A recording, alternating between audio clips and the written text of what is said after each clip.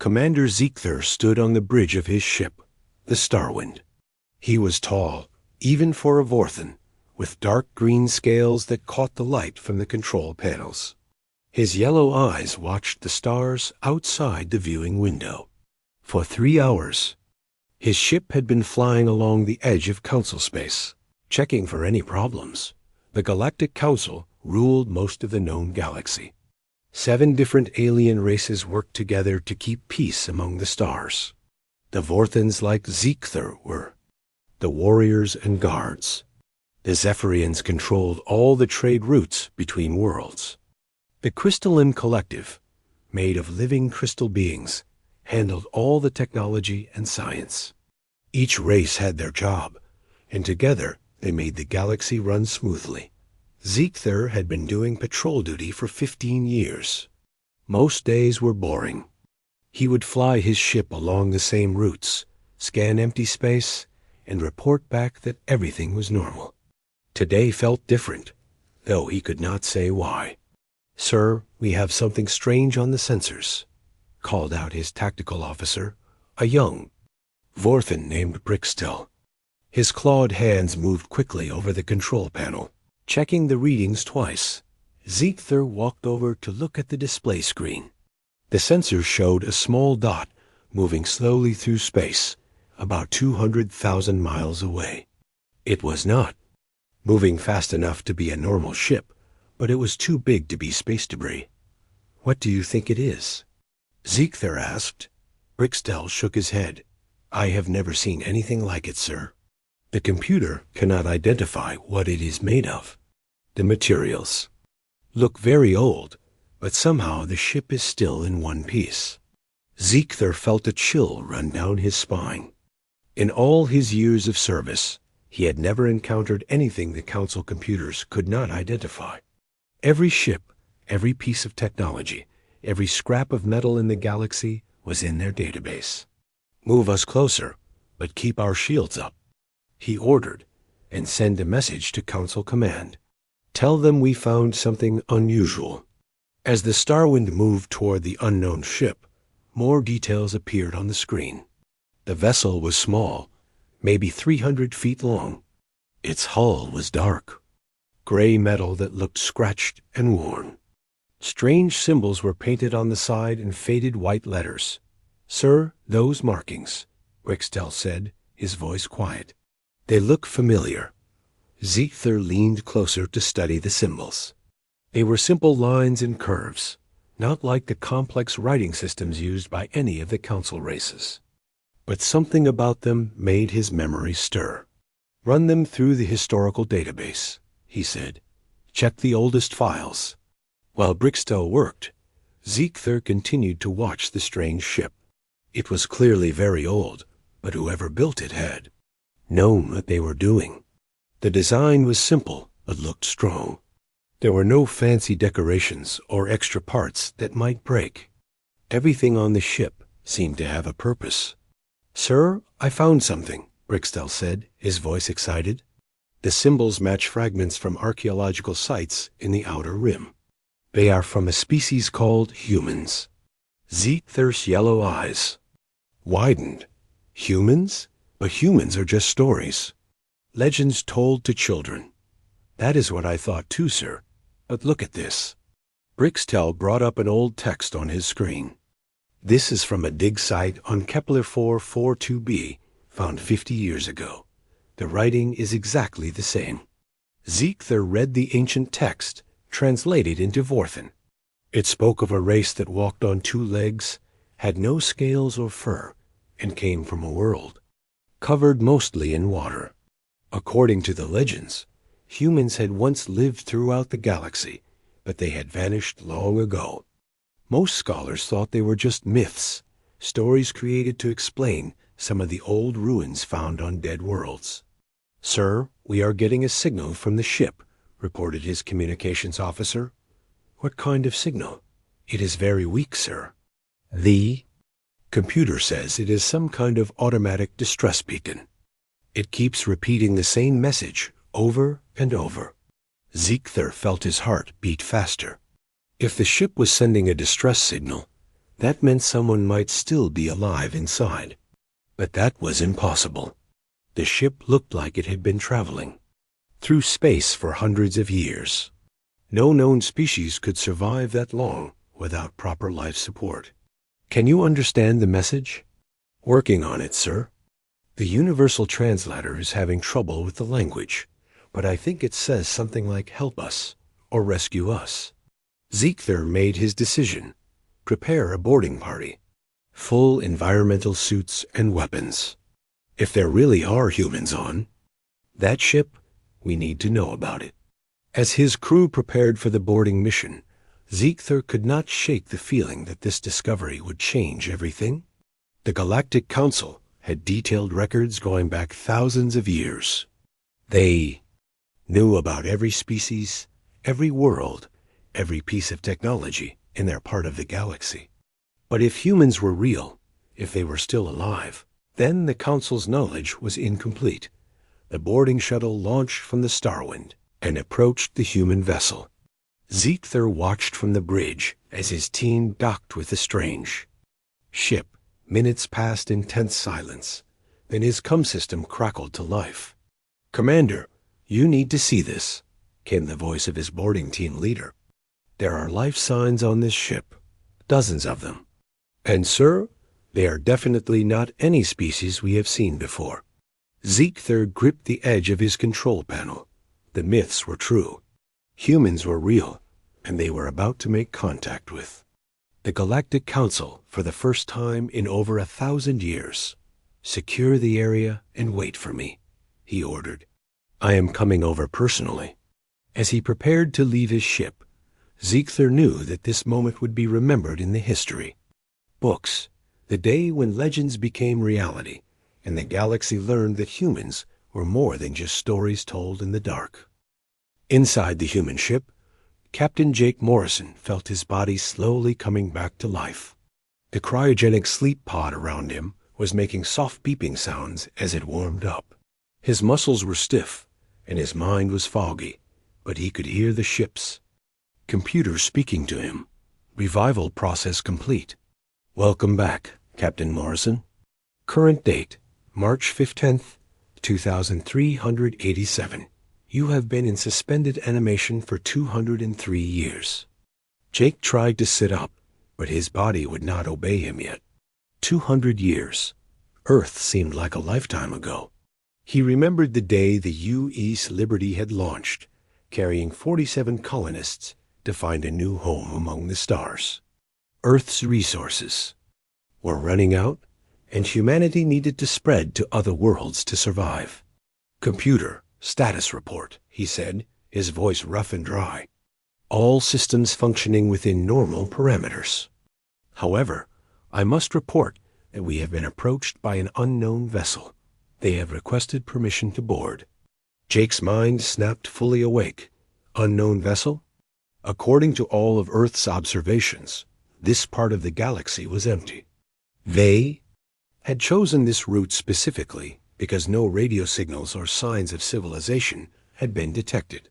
"Show me," he said. The wall screen next to his pod lit up, showing the view outside the ship. Jake's eyes widened in shock. A massive ship, at least 10 times bigger than the Liberty, was positioned nearby. Its design was unlike anything humans had ever imagined. Smooth curves and strange angles made it look almost alive. "Captain, are you seeing this?" The voice came from the next pod over. Lisa Carter, his chief engineer, was also waking up from her long sleep. "I see it, Lisa. Get the rest of the crew up, but do it quietly. We do not know what we are dealing with." More pods around the ship began to open. Dr. Amy Rodriguez, the mission scientist, was first to stand up. Her legs shook, but she managed to walk to the nearest computer terminal. "Jake, this is impossible," she said, reading the sensor data. "That ship is made of materials we have never seen before. And look at these power readings. Their technology is centuries ahead of ours." Pete Johnson, the tactical officer, stumbled over to join them. "Captain, I hate to be the bearer of bad news, but we are completely outgunned. If they wanted to destroy us, they could do it without breaking a sweat. Jake nodded grimly. The Liberty was designed for colonization, not combat. They had some basic defensive systems, but nothing that could stand against the kind of technology they were seeing. "Sir, they are trying to communicate," reported Carol Brown from the communication station. "It is some kind of universal translation system. Very advanced." "Put it through," Jake ordered. The bridge fell silent as an alien voice filled the air. It was deep and rumbling, like distant thunder. When the translator finished processing it, the words came through clearly. "Unknown vessel, this is Commander Ziegther of the Vorthan patrol ship Starwind. You are in Galactic Council space. Identify yourself and state your purpose." Jake looked around at his crew. Galactic Council? The universe was not supposed to be inhabited by advanced civilizations. Earth's best scientists had studied the stars for decades and found no signs of intelligent life. "This is Captain Jake Morrison of the Earth vessel U's Liberty. We are peaceful explorers from the planet Earth, seeking new worlds to colonize." There was a long pause. Then the alien voice returned, but now it sounded confused. "Did you say Earth?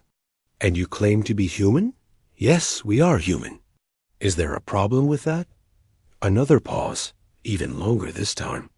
Jake could hear other voices speaking in the background, but the translator could not pick up what they were saying. "Captain Morrison, this is going to sound strange, but according to our records, humans do not exist. Your species is considered to be mythological." Jake felt his heart skip a beat. "Mythological? What do you mean?" "We have legends about humans. Ancient stories found on old worlds. But no one has seen a living human for over 1,000 years. Most of us believed you were just stories." Dr. Rodriguez moved closer to the communication panel. "Commander Ziegther, may I ask what year it is?" "According to your calendar, it is the year 4387 by council reckoning. Why do you ask?" Amy's face went pale.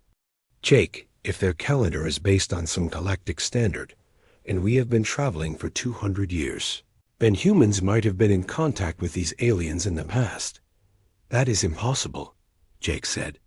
"Earth never had contact with alien civilizations.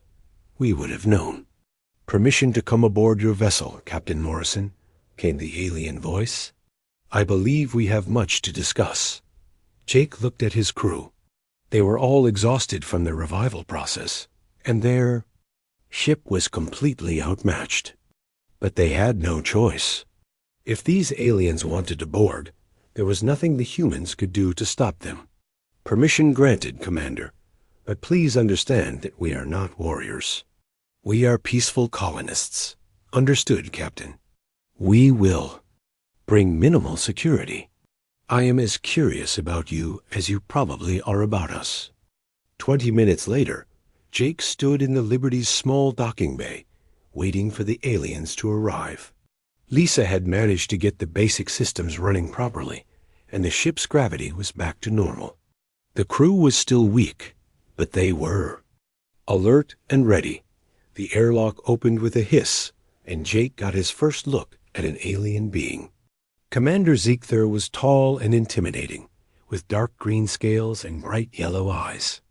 But he moved slowly and kept his hands visible, showing that he meant no harm. "Captain Morrison," Ziegther said, his voice deep but respectful. "I must admit, I never expected to have this conversation. You look exactly like the humans described in our ancient texts." "Ancient texts?" Jake asked. "Commander, I think there has been some mistake. Humans have never left our solar system before this mission. We have no history with your people." Ziegther's eyes narrowed, but not in anger. He looked confused and now thoughtful. "Captain, how long ago did you leave Earth?" 203 years ago, as of today." "And what year was it when you left?" "The year 2184. Ziegther was quiet for a long moment. Then he spoke carefully. "Captain, according to our records, the last human settlements were abandoned in the year 3201 by council reckoning. That would be approximately 1,000 years ago by your calendar." Jake felt the deck seem to shift under his feet. "That is impossible. Humans never left Earth before our mission." "I am afraid, Captain, that your people's history may not be as complete as you believe. We have ruins of human cities on dozens of worlds, ancient human technology. Even some of our words come from your language." Dr. Rodriguez stepped forward. "Commander, are you saying that humans were once part of your galactic civilization?" "Not just part of it, Doctor.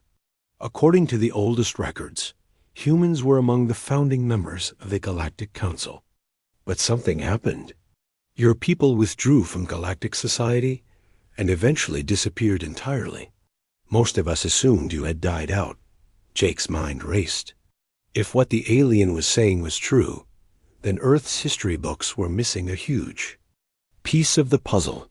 Humanity had once been a spacefaring civilization, but somehow that knowledge had been lost. "Commander," Jake said slowly, "I think we need to have a much longer conversation." News of the human ship spread through Council space faster than light itself. On the crystal world of Nexus Prime, Chief Historian Veltara received the urgent message while studying ancient trade records. Her crystalline body flashed with bright colors as she processed the information. Humans were real. Not only real, but alive and traveling through space in a ship that should not exist. Veltara had spent 300 years studying the old legends about humans. Most of her colleagues thought she was wasting her time with fairy tales. But she had always believed there was truth hidden in the stories. Now she had proof. She moved quickly through the vast archives beneath the planet's surface. The crystalline collective kept records of everything that happened in the galaxy.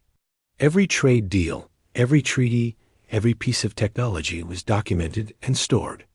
If humans had really been part of the Council, there would be evidence. Deep in the oldest section of the archives, Veltara found what she was looking for. Files that had not been accessed for over 800 years.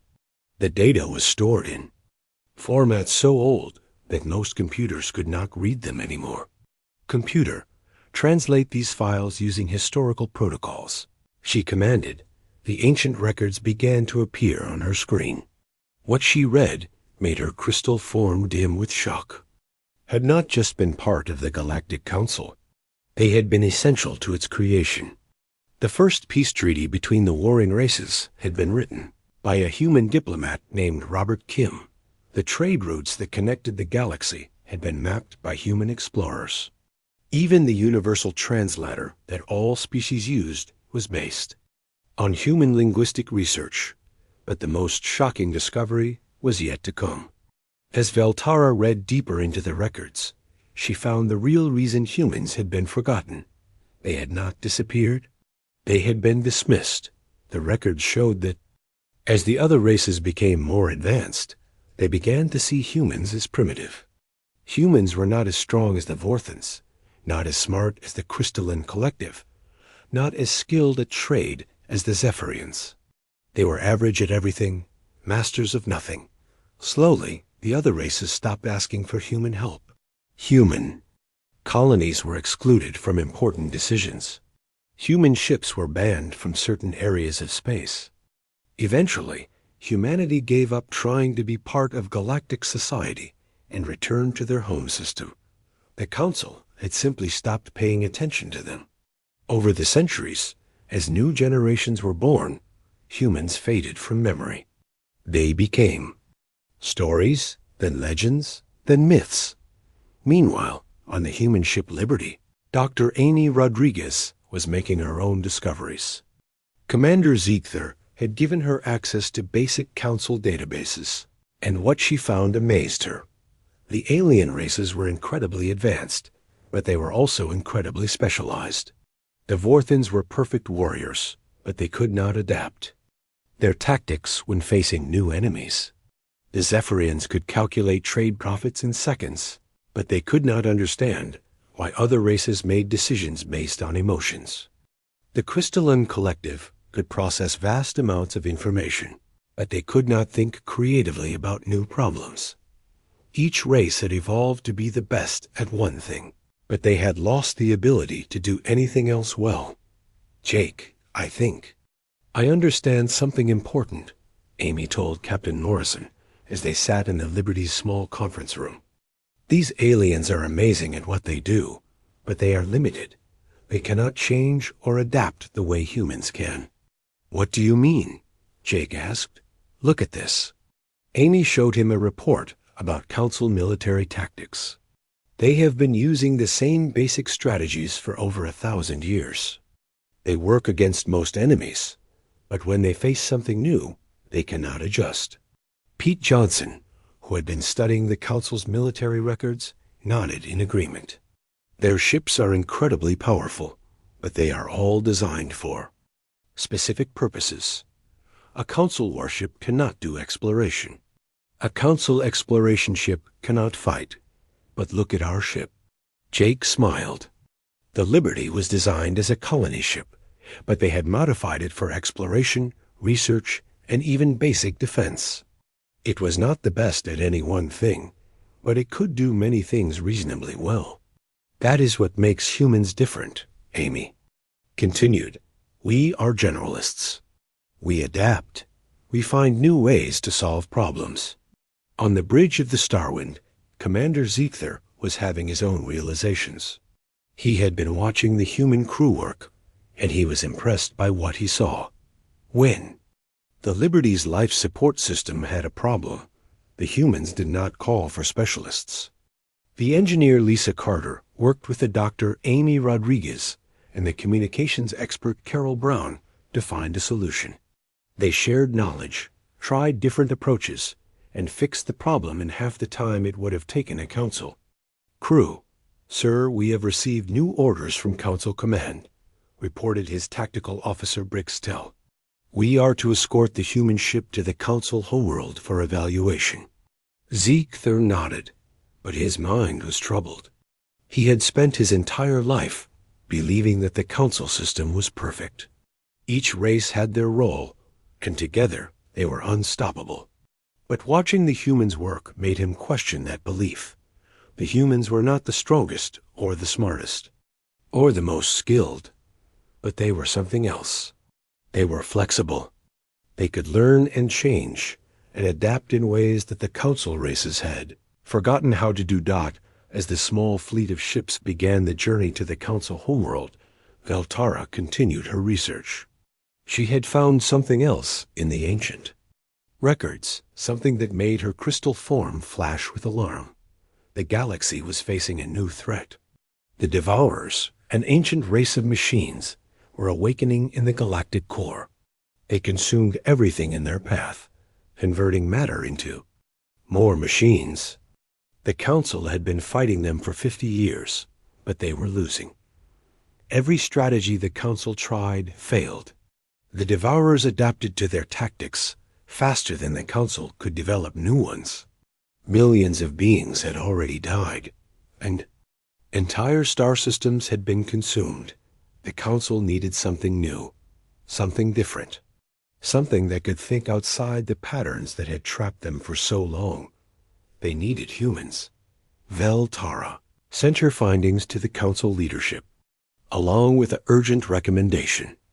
Do not treat the humans as curiosities or primitives. Treat them as equals. The galaxy's survival might depend on it. On the Liberty, Captain Jake Morrison stood looking out at the stars, thinking about everything they had learned. His crew had left Earth to find a new home for humanity. Instead, they had found an entire galaxy that had forgotten humans existed. But maybe that was not entirely bad. The other races had developed their own strengths over the centuries. Humans had been left alone to develop theirs. And Amy was right about human adaptability. It was their greatest strength. Captain, Lisa Carter called from the engineering station. I have been thinking about what Dr. Rodriguez said. About us being generalists. What about it? Well, sir, These council races have been working together for thousands of years. They have everything organized and efficient. But what happens when they face a problem that does not fit their system? Jake smiled. Then they need someone who can think differently. Exactly, sir. They need humans. As the ships continued their journey through space, Jake realized that their mission had changed. They were no longer just looking for a new home. They were carrying the hopes of an entire species back to a galaxy that had forgotten them. The question was, would the galaxy remember why humans had been important in the first place? The great council chamber on the capital world of Centris was a sight that took Jake Morrison's breath away. The massive dome stretched up into the clouds, with representatives from all 7 council races sitting in carefully arranged sections. Each species had their own area designed for their specific needs. Jake and his crew sat in a small section that had been quickly prepared for humans. The chairs were the wrong size, and the lighting was too bright, but they were grateful to be there at all.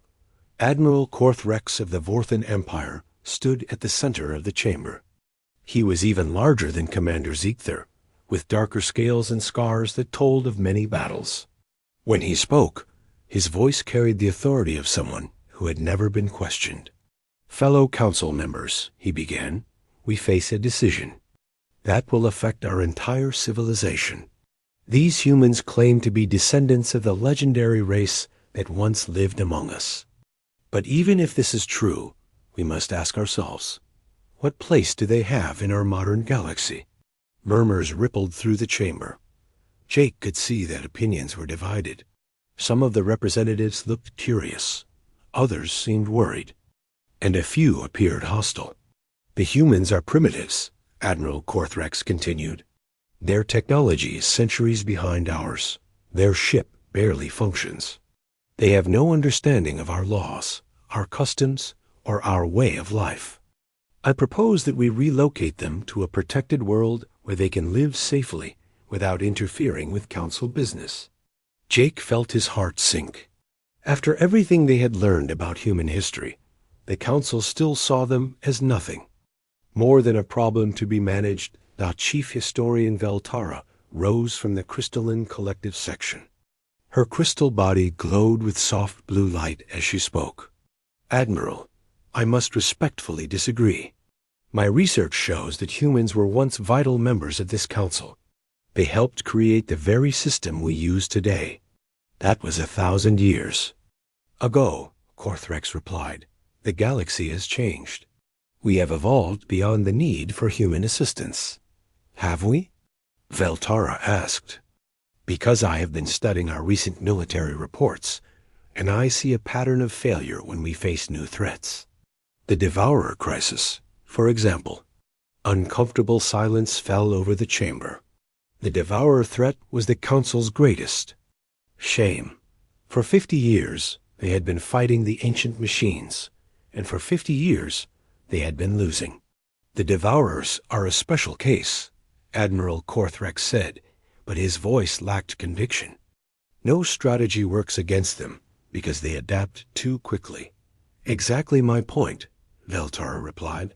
"We need new thinking, fresh perspectives, the very qualities that humans possess." High Trader Zephlin of the Zephyrian Commerce Guild spoke. "Up, even if the humans have some value, can we trust them? They have been isolated for centuries. They know nothing of our current situation." Jake looked at his crew. They had been silent during the debate, but he could see the frustration in their eyes.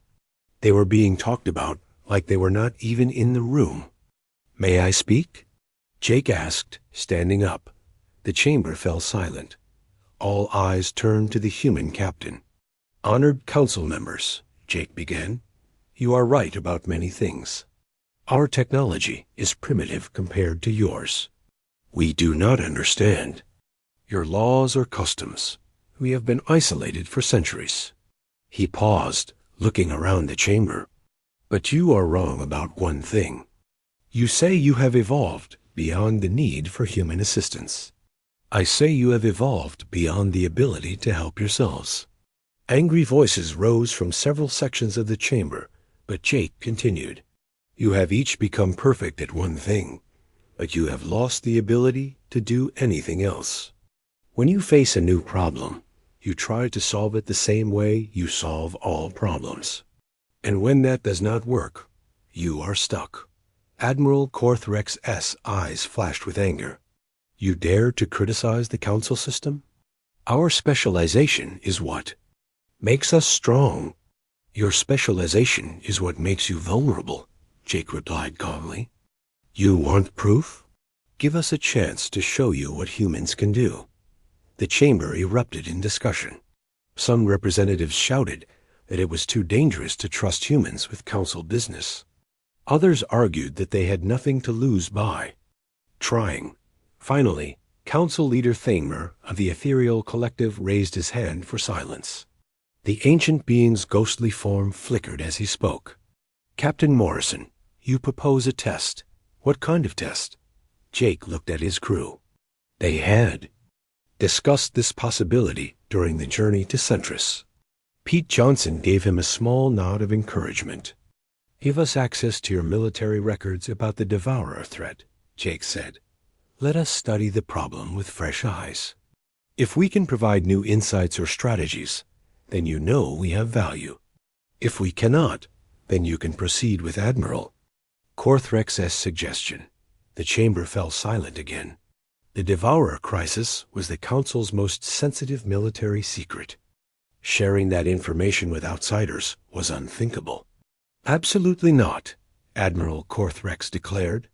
Those records are classified at the highest levels. We cannot share them with unknown entities. Then we will remain unknown entities, Jake replied. You will never know what we might have been able to contribute. Council Leader Thamer considered this. How long would you need? Give us 3 days, Jake said. 72 hours to review your records and present our findings. This is madness, Admiral Korthrex protested. We have had our best strategists working on this problem for decades. What can these primitives possibly offer? Maybe nothing, Jake admitted, but maybe everything. The choice is yours. The debate continued for hours. Some council members argued that the risk was too great. Others pointed out that their current strategies were failing anyway. Eventually, a vote was called. The result was close, but the motion passed. The humans would have access to the Devourer files for 3 days. If they could provide useful insights, the Council would consider them for membership. If not, they would be relocated to a reservation world. As the session ended, Commander Zeekther approached Jake. Captain, I hope you know what you are doing. Admiral Korthrex does not like to be proven wrong. Neither do humans, Jake replied with a smile. Back on the Liberty, the crew worked frantically to prepare for their task. Lisa Carter had managed to interface their computers with the Council data networks. Dr. Amy Rodriguez was studying the biological aspects of the Devourer machines. Pete Johnson was analyzing 50 years of military reports. Jake, this is incredible, Amy said, looking up from her research. These Devourers are not just machines. They are a form of artificial life that learns and adapts. But look at this. She showed him a detailed scan of Devourer technology. They adapt by copying and improving on whatever they encounter, but their adaptation follows logical patterns. They are predictable in their unpredictability. Pete Johnson looked up from his tactical analysis. Amy's right. I have been studying their battle patterns, and there is a rhythm to how they change their strategies. The Council has been trying to outthink them, but they should be trying to outmaneuver them. What do you mean? Jake asked. The Devourers expect their enemies to use advanced tactics and superior technology. But what if we used simple, primitive strategies? What if we deliberately appeared weak and disorganized? Carol Brown, who had been studying the communication intercepts, joined the discussion. The Devourers seemed to have trouble processing inconsistent information. Every time the Council has tried something completely random, it has worked better. And their planned strategies. Jake felt excitement building in his chest. His crew was seeing patterns that the Council had missed. They were thinking about the problem in ways that the specialized alien races could not. Keep working, he told them. We have 2 more days to put together a presentation that will save humanity's future in this galaxy. As his crew returned to their research, Jake looked out at the stars. Somewhere out there, the Devourers were consuming entire worlds. The Council's best minds had failed to stop them, but humans had something the Council races had lost: the ability to think like underdogs, the ability to find unconventional solutions to impossible problems, the ability to adapt, survive, and overcome. In 2 days, they would find out if that was enough. Jake Morrison stood before the great council chamber once again, but this time he felt different. 3 days of intense study had given him and his crew insights that could change the course of the war against the Devourers. The question was whether the council would listen. Admiral Korth Rex sat in his section with his arms crossed, clearly expecting the humans to fail.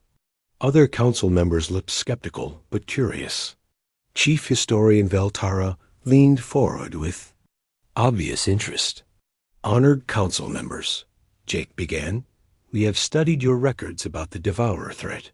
What we found surprised us." He gestured to Pete Johnson, who activated a holographic display showing the galaxy. Red dots marked areas where the Devourers had attacked.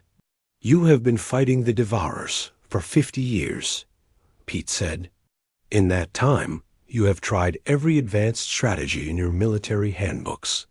Coordinated fleet actions, technological, superiority, overwhelming firepower, all have failed." Admiral Korthrex snorted. "We know our strategies have failed. That is why the Devourers are still a threat. What is your point?" "Our point," Jake replied, "is that you have been fighting the wrong kind of war." Dr. Amy Rodriguez stepped forward. "The Devourers are not just machines. They are a learning system that adapts by copying and improving whatever they encounter. Every time you attack them with advanced technology, they become more advanced. Every time you use complex strategies, they become more strategic. But they have a weakness," Carol Brown added. "They can only adapt to patterns they understand. When they encounter something truly random or primitive, they struggle to process it." Jake took control of the display, showing a new tactical plan. "We propose a completely different approach. Instead of trying to out-technology them, we suggest psychological warfare combined with resource denial." The chamber erupted in confused voices. Psychological warfare against machines? It sounded impossible. "Explain," demanded Admiral Korthrex. "The Devourers are not individual machines," Jake explained. "They are a hive mind that shares information instantly. That is their strength, but it is also their weakness. If we feed them false information, the entire swarm will act on it." Pete Johnson highlighted several star systems on the display. "We create fake supply convoys using outdated technology. Ships that look valuable but are actually empty. The Devourers will attack them, expecting to find resources to consume. While they are distracted by the fake convoys," Lisa Carter continued, "we hit their real supply lines with small, fast ships using primitive weapons. Nothing fancy, nothing they can easily adapt to. Just basic explosives and kinetic weapons." Amy Rodriguez pointed to the biological analysis she had prepared. "The Devourers need specific materials to reproduce. If we deny them access to those materials, they cannot make more machines. Eventually, they will be forced to cannibalize their own forces." The council members listened in stunned silence. The human plan was so simple, so primitive, that it might actually work. "This is ridiculous," Admiral Korthrex finally said. You want us to abandon our advanced technology and fight like barbarians? No, Jake replied calmly. We want you to fight like humans. Council Leader Thamer spoke for the first time. Captain Morrison, your plan is certainly unconventional. But how do we know it will work? Because it already has, Carol Brown said, bringing up a new display. We found records of 3 minor skirmishes where Council forces accidentally used tactics similar to what we are proposing. In each case, the Devourers were confused and retreated. The display showed battle reports from the Outer Rim territories. Small patrol ships using outdated weapons had successfully driven off Devourer scouts, but the Council had dismissed these victories as lucky accidents. The pattern is clear, Jake continued. Every time your forces have acted unpredictably or used primitive tactics, they have been more successful than when using advanced strategies. Admiral Korthrex studied the reports with growing interest. Despite his skepticism, he was a military professional who could recognize effective tactics when he saw them.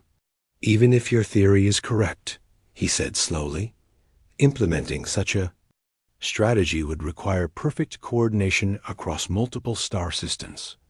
Our forces are not trained for this kind of warfare. That is where humans come in, Jake replied. We specialize in improvisation and adaptation. Give us command of a small fleet, and we will show you how it works. The chamber fell silent. The idea of giving humans command of Council military assets was unprecedented. Absolutely not, declared High Trader Zephlin. These humans have no experience with our technology or our crews. It would be a disaster. The current strategy is already a disaster, Veltara pointed out. We have lost 14 worlds in the past year alone. How much worse could it get? The debate raged for hours. Some council members argued that the risk was too great. Others pointed out that they were already losing the war. Finally, a compromise was reached. The humans would be given command of a small experimental fleet consisting of older ships and volunteer crews. If their tactics worked, the strategy would be expanded. If not, the experiment would end. 3 months later, Jake stood on the bridge of the Council cruiser Defiance, watching as his mixed fleet of human and alien ships approached the Devourer-controlled system of Kepler 438. His crew had worked tirelessly to train the alien volunteers in human tactics. Remember, he told his fleet commanders over the communication system, we are not trying to destroy the Devourers in a single battle. We are trying to confuse them, frustrate them, and make them waste resources chasing shadows. The first phase of the plan worked perfectly. The fake supply convoys drew the main Devourer force away from their manufacturing plants. While the enemy machines consumed empty cargo containers, human-led strike teams destroyed 3 major production facilities using nothing but chemical explosives and kinetic weapons. The Devourers tried to adapt, but they could not predict what the humans would do next. Sometimes the attacks came from heavily armed cruisers. Other times, single fighters would dart in and out, causing minimal damage but maximum confusion. Sir, the Devourers are starting to cannibalize their own forces, reported Lisa Carter from the engineering station. They are so desperate for resources that they are consuming their scout ships to build more fighters. Excellent, Jake replied. Phase 2 begins now. The second phase was even more effective. Using outdated communication equipment, the humans broadcast false signals that made it appear as if Council reinforcements were arriving from multiple directions. The Devourer hive mind, unable to distinguish between real and fake signals, split its forces to defend against phantom attacks. Meanwhile, the real human fleet concentrated all its firepower on the Devourer command ship. The massive vessel tried to adapt its defenses, but the humans kept changing their attack patterns too quickly for the machine intelligence to follow. Within 6 hours, The Kepler 438 system was free of devourers for the first time in 20 years. News of the victory spread throughout Council space. Admiral Korthrex, who had observed the battle from his flagship, was forced to admit that the human strategy worked. "I have never seen anything like it," he told the Council assembly. The devourers were completely unable to counter human tactics. They kept trying to adapt to patterns that did not exist. Over the next year, human-led fleets liberated system after system. The devourer advance was not just stopped, but reversed. The machine intelligence that had seemed unstoppable was being systematically dismantled. By tactics it could not understand. Dr. Amy Rodriguez made another crucial discovery during the campaign. The devourers were not just adapting to current threats, but were trying to predict future ones based on past patterns. Human unpredictability made such predictions impossible. "It is like playing chess against someone who keeps changing the rules," she explained to the Council Science Committee.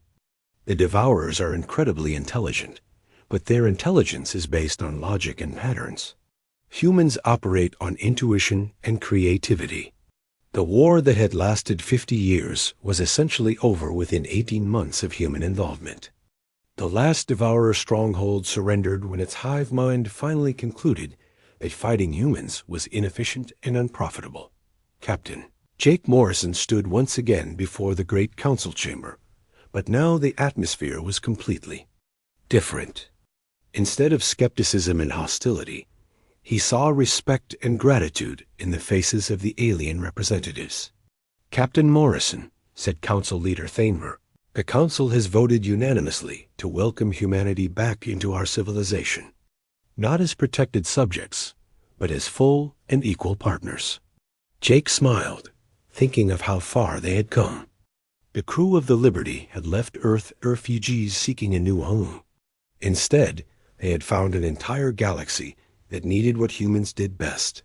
"We accept your offer," Jake replied. "But we have one condition." The chamber waited in tense silence. "We want to establish a new colony on one of the liberated worlds.